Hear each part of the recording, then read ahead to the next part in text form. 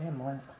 So, I think I can get a quick review done on the Charter Arms Bulldog. Here's the original case that it came in. So, sweet. Look at that. So, this is unloaded, so don't worry. Okay.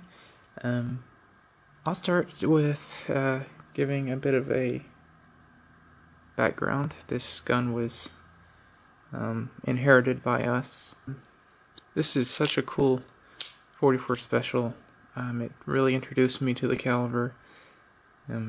Definitely a really awesome caliber. I think it's kind of makes a cool hiking gun because it's lightweight. Its weight is just under 19 ounces. This has the original factory grips that this model came with. This is a vintage model, so it's from, I think, about the early 80s. So, shooting it with these grips, it's got some recoil. I'm going to show you the double action trigger here. It's not loaded. It's fairly heavy to me. There's double action. Single is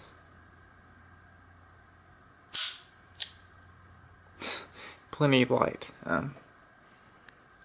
But I really enjoy this gun. I'm never gonna sell it. It's pretty potent. So the recoil kind of hurts, especially on the wood grips. So we purchased some Pachmayr rubber grips. These really help. I usually have these on, but this is just for the classic look. I have shot my own hand loads. These are 215 grain semi-wide cutters loaded over some HP 38 powder. I only put about, I think it's about 4 point, hold on just a second. Yeah. We put about 4.4 grains of HP 38 behind these, and it's a mild target load. You can go over that a little bit, up to 5 grains, or a little more maybe, but even with the 4.4 grains of powder, it kind of hurts to shoot on this unless you're wearing gloves. So I've definitely practiced with some light rounds.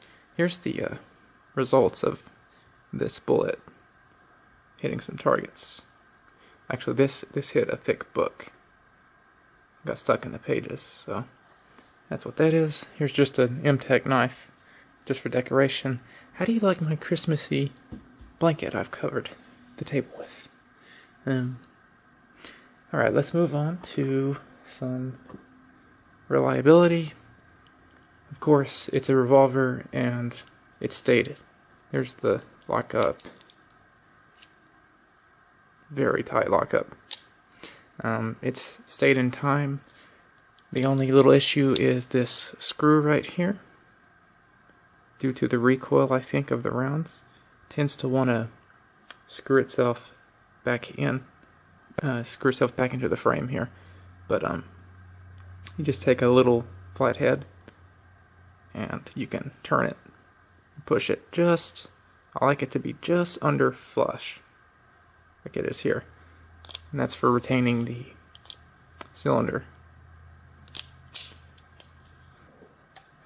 There's really not too much to say, in my opinion, about this gun, other than, because it's a simple weapon, other than it's really been a good companion for me. As far as loadings, you don't want to shoot anything too hot out of these. Let me show you some types of ammo that I like. Here's an assortment of ammo that I've shot out of it. Of course, my hand loads are here. Let me get this closer for you. Got some hand loads. These are some Hornady 180 grain XTPs. Here's some XTP 240 grains. These were loaded up by a company called Tactical Ammunition, I think. Tactical Ammo. It'll fire the FTX load from from Hornady. This is probably my preferred home defense or self-defense load.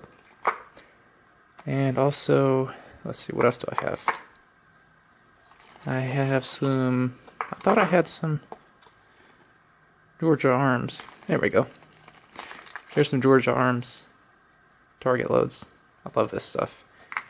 And I just save the brass, make my own target load. So, such a cool caliber.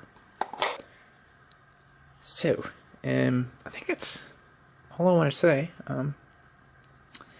I definitely recommend picking up an older one if you find it and want it. And the modern ones, I think they're probably pretty good, but man, this is probably better. The old school. It's a pretty blued finish. There's some wear on it. It's kind of old. That one's kind of got a purple sheen. It's really pretty. Let me give you a look at the stampings.